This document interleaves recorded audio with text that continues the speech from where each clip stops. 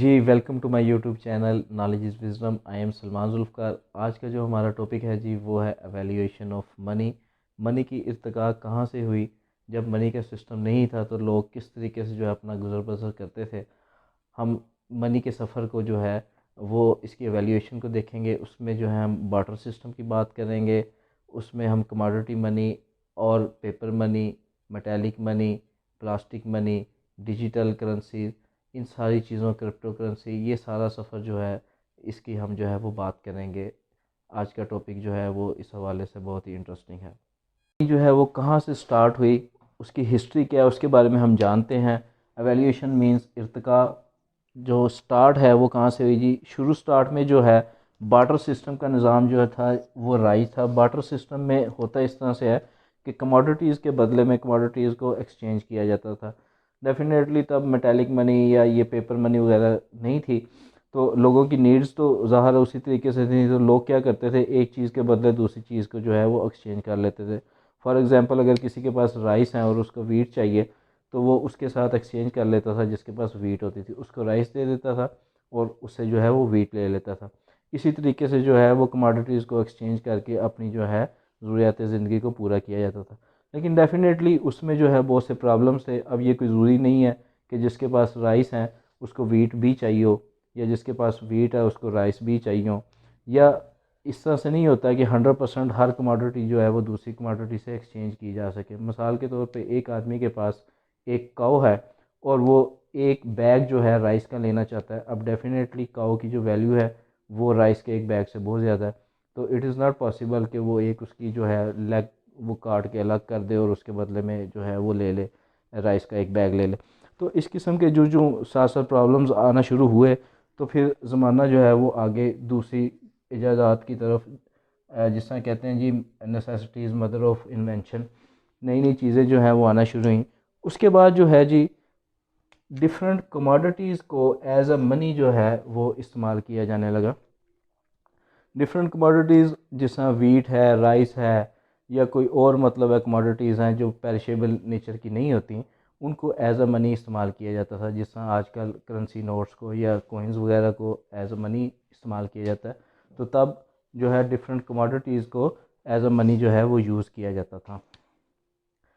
जी, फिर उसके बाद जो है मज़ीद आगे जब हम जाएँ तो फिर मेटालिक मनी जो है वो स्टार्ट हुई। मेटालिक मनी में जो है वो डिफरेंट कॉइन्स वगैरह जो हैं वो इंट्रोड्यूस हुए। और इसकी जो है बेसिकली दो टाइप्स में हम इसको डिवाइड करते हैं। एक है जी फुल बॉडीड मनी, दूसरी है जी टोकन मनी। अब कोई भी मनी है उसमें दो वैल्यूज़ होती हैं, एक होती है intrinsic value and second one is extrinsic value. Intrinsic value से मुराद ये होता है कि उसकी पावर कितनी है। मिसाल के तौर पे 1,000 रुपये का नोट है तो उसकी इंट्रिंसिक वैल्यू है 1,000 रुपये। आप 1,000 रुपये की कमोडिटीज़ उससे परचेज़ कर सकते हैं। जबकि उसकी एक्सट्रिंसिक वैल्यू उस वैल्यू को कहते हैं कि उसके ऊपर कितनी कॉस्ट लगी है। अब 1,000 रुपये का नोट है तो उसके ऊपर कॉस्ट हो सकता है 2 रुपये या 3 रुपये हो, लिहाजा वो उसकी एक्सट्रिंसिक वैल्यू होगी। और उसकी एक्सट्रिंसिक इंट्रिंसिक वैल्यू जो है वो 1,000 रुपये होगी, कि उसमें 1,000 रुपये की जो है वो बाइंग पावर है। एक्सट्रिंसिक वैल्यू हो सकता है उसकी 5 रुपये हो। ठीक है जी। तो फुल बॉडीड मनी वो मनी होती है जिसमें इंट्रिंसिक वैल्यू एक्सट्रिंसिक वैल्यू के बराबर होती है। अगर एक कॉइन जो है वो 5 रुपये का है तो उसके, अगर उसकी इंट्रिंसिक वैल्यू 5 रुपये है तो उसके ऊपर जो है मेटल भी 5 रुपये की ही लगी होगी। लेकिन डेफिनेटली ये कॉस्टली था। फिर जो है इसकी जो दूसरी टाइप है जी वो है जी टोकन मनी।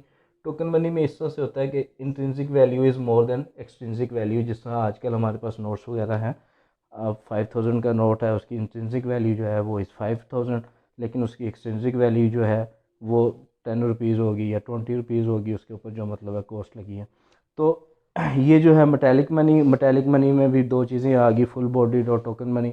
इस तरह से करते करते आगे जो है फिर हम जो है वो पेपर मनी की तरफ मूव हुए। जो आजकल हम डिफरेंट पेपर करेंसी यूज़ कर रहे हैं, 10 का नोट है, 20 का, 50 का, 1,000, 500, 5,000।